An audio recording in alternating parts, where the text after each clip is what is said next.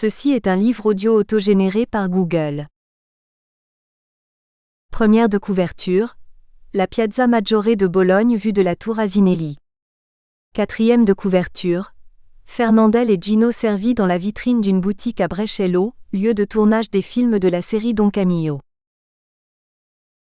Avant-propos. Voici donc le troisième volet de ce projet qui doit en comprendre 4. Après ma marche de Paris à Berlin, et celle à travers quelques régions de l'Espagne, j'ai repris avec le même plaisir et la même curiosité mon bâton de pèlerin pour parcourir de grands morceaux de l'Italie. Le voyage originel, justifié par l'envie de célébrer l'amitié franco-allemande, m'avait laissé avec l'envie de recommencer.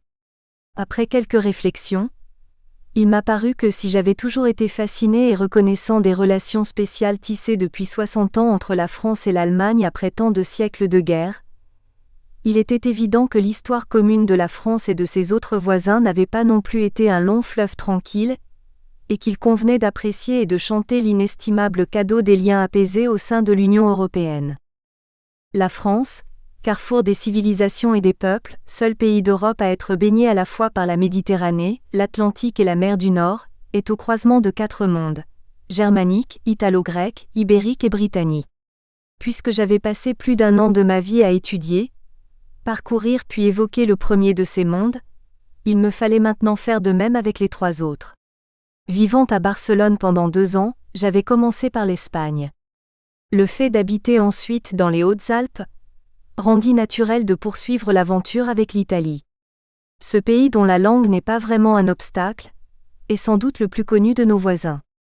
Avec la Rome antique, la Renaissance, la papauté, l'opéra, le cinéma, la cuisine, les sites célèbres et les plages au soleil, tout un chacun s'est frotté au cours de ses études et de ses loisirs à l'histoire et à la culture de l'Italie. J'ai gardé les premiers voyages et livres comme modèle et étalon, 50 jours, 50 textes, 50 photos, pour l'envie de partir, et 50 citations, pour l'envie de lire. Pas plus que précédemment, je n'ai voulu écrire un récit de voyage mais effleurer par petites touches quelques motifs liés aussi bien au thème central de ce livre, l'histoire des relations entre l'Italie et la France, qu'à mes sujets favoris comme le goût des paysages. Le choix de l'itinéraire est toujours délicat, le temps que je me donne m'obligeant à laisser de côté de nombreuses régions.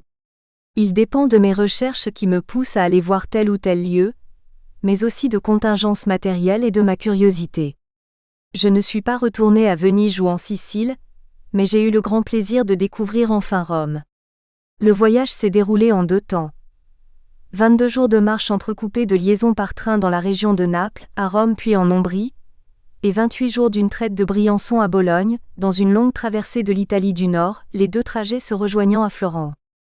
Depuis mon premier périple, le climat s'est assombri. L'Europe est en crise.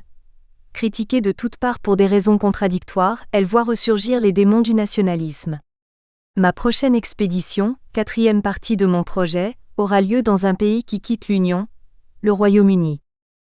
L'histoire nous apprend que le nationalisme mène à la guerre, et je persiste à penser que l'Europe est la meilleure garante de la paix. Je continuerai à parcourir le vieux continent, si varié et si familier, avec l'émerveillement du voyageur et la conviction du citoyen. Merci à la famille Peureux-Alperine qui est venue de nouveau partager quelques jours de randonnée, et à Françoise Delannoy d'avoir gentiment repris le rôle de correctrice. 1000 merci à celle qui rend tous mes projets possibles, celle qui a trouvé le temps de m'accompagner sur une partie du parcours, celle qui est ma première lectrice, Monica, ma compagne. Saint-Apollinaire, Hautes-Alpes.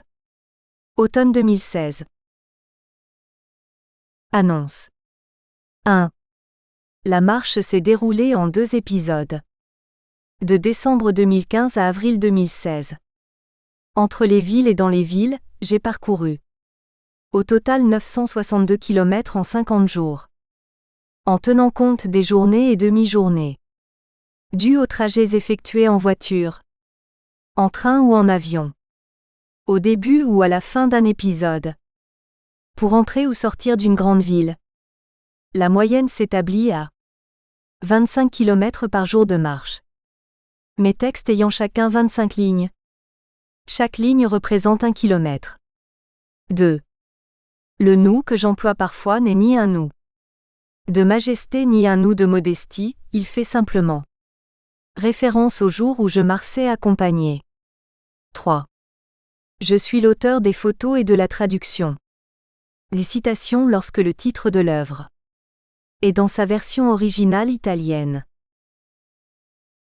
Première journée. Voiture, avion, bus, train d'Embrun à Salerne. 2 km. Salerno. Elle est loin cette plage ? S'enquit Pinocchio d'une voix que l'anxiété rendait haletante. Plus de 1000 km. 1000 km ? Ô pigeon, si je pouvais avoir des ailes comme toi. Si tu veux, je t'emmène. Sans attendre une minute de plus, Pinocchio sauta sur le dos du gros pigeon. Le pigeon s'envola. Quelques instants plus tard, il volait tellement haut qu'il touchait presque les nuages. Au petit matin, ils étaient sur la plage. Carlo Collodi, Les aventures de Pinocchio. Transport. C'est reparti. En voiture, en avion, en bus, en train, nous sommes passés en quelques heures des Hautes-Alpes à la Campanie. L'Europe, à l'époque des autoroutes et des vols à bas prix, nous invite à la parcourir en botte de 7 lieues. Elle nous offre en peu de temps la variété de ses paysages et aussi, hélas, les marques de sa mauvaise santé. Naples à l'atterrissage, comme Turin au décollage, se dérobe à nos yeux, noyée dans la chape grise de la pollution. Mais au sol, la nuit tombée, dans le dédale de la vieille ville de Salerne aux vitrines débordantes de victuailles, les guirlandes de Noël traversent les rues, grimpent sur les façades et ornent les balcons, en un festival de lumière, de couleurs et de formes surgies de la nuit qui annonce la fête toute proche. Dans le parc municipal, le thème de la féerie semble être l'Europe des contes. Personnages et objets immortalisés par Perrault, Andersen, Lewis Carroll, Carlo Collodi ou les frères Grimm s'animent et clignotent. Mais ils ont fait un tour outre-Atlantique, et c'est leur version disneyenne qui est célébrée. Et comme le petit Pousset n'a pas encore eu les honneurs des studios d'Hollywood, ce n'est pas devant ses bottes mais devant le carrosse de Cendrillon que nous méditons sur notre journée riche en moyens de transport. Mais il se fait tard, il nous faut rentrer à l'hôtel, demain nous nous levons de bonne heure. Oh, le carrosse peut bien redevenir citrouille, car c'est à pied que nous partirons. Deuxième journée. C'est parce qu'ils ont su assimiler et dans une certaine mesure, fondre des traits empruntés aux divers peuples et aux différentes dominations qui les avaient précédés dans le pays, que les rois de la famille de Hauteville ont réussi, au prix d'énormes difficultés, à bâtir une construction à la fois puissante et fragile, qui ne s'est affirmée qu'après des décennies de guerre et d'ajustements douloureux. Jean-Marie Martin, Italie normande. Syncrétisme. Pourquoi donc commencer ce périple à Salerne ?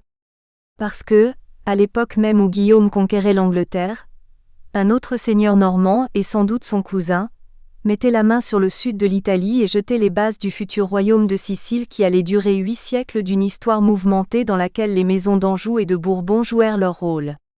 Débarquer avec une poignée d'hommes, menant une vie de rapine et de pillage mais assez malin pour faire un beau mariage avec une fille du comte de Bourgogne et conclure une alliance avec le pape, Robert Guiscard, le rusé, s'empare de Salerne en 1076 et en fait sa capitale. Il entreprend aussitôt la construction d'une imposante cathédrale. Aujourd'hui, après avoir gravi quelques marches et pénétré sous un porche, le visiteur pense s'être trompé de lieu lorsqu'il se retrouve dans une cour quadrangulaire entourée de portiques aux arcs en plein cintre et aux motifs décoratifs géométriques. Non, ce n'est pas une mosquée. Et ces mosaïques ? Et ces portes en bronze gravé ? Non, nous ne sommes pas à Constantinople. La cathédrale de Salerne est romane, de style arabo-normand avec des influences byzantines. Bel exemple de syncrétisme architectural. Il est vrai que la Sicile toute proche, après avoir été byzantine et avant de devenir normande, fut musulmane pendant 2 siècles. Salutaire rappel du creuset européen. Troisième journée. Cette cité apparaît puissante et peuplée. Aucune n'est plus riche qu'elle en argent, en étoffe, en or. Dans cette cité demeurent de très nombreux navigateurs, experts à baliser les chemins de la mer et du ciel. Ils parcourent de très nombreuses mers.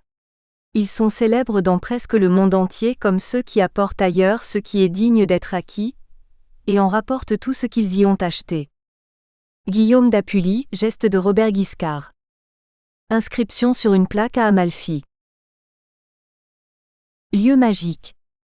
La montagne qui tombe dans la mer, les apics qui donnent le vertige, la route étroite qui sinue, les terrasses qui portent des citrus habillés de filets, les maisons qui narguent l'abîme, accrochées à la paroi, agrippées aux rochers, blotties dans la moindre anfractuosité, la côte amalfitaine a de quoi séduire. Amalfi elle-même, minuscule cité qui avant Venise, domina la Méditerranée et où vers l'an 1000 naquit le capitalisme marchand, est un éblouissement.